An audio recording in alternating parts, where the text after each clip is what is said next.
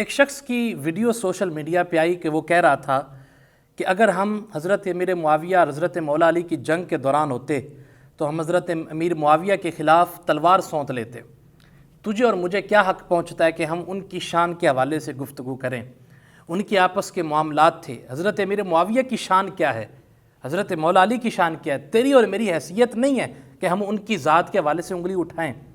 میں آپ کے سامنے ایک روایت رکھنے جا رہا ہوں جس سے آپ کو سبق ملے گا کہ صحابہ کرام کی شان میں زبان درازی نہیں کرنی ہے۔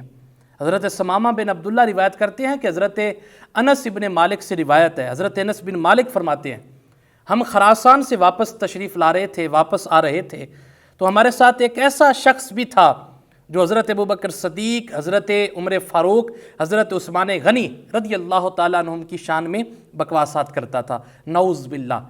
حضرت انس فرماتے ہیں کہ ہم نے اس کو بارہا مرتبہ سمجھایا لیکن وہ باز نہ آیا۔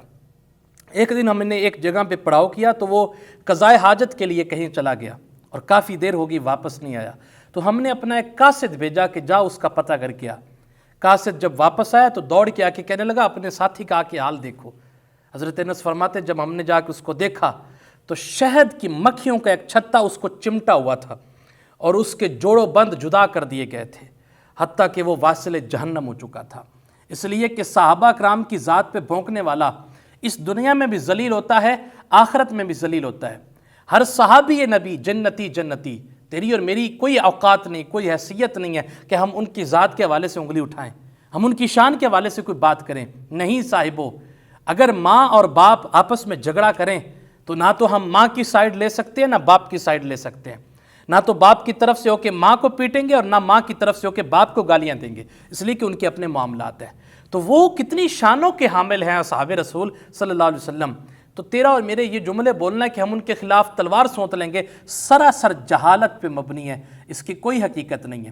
اور ان کو سننے والے بھی ذرا غور سے دیکھیں کہ یار وہ صحابہ تم نے بھی مر جانا، میں نے بھی مر جانا، قیامت تک نام انہی کا رہے گا، قیامت تک ذکر انہی کا رہے گا، تیری اور میری کیا حیثیت ہے؟ بس انہی کے تذکرے کرو، ان کی شانیں بیان کرو اور ان کی دشمنیاں آپ دل میں پال کے لوگوں کو غلط فہمیوں میں مبتلا مت کرو۔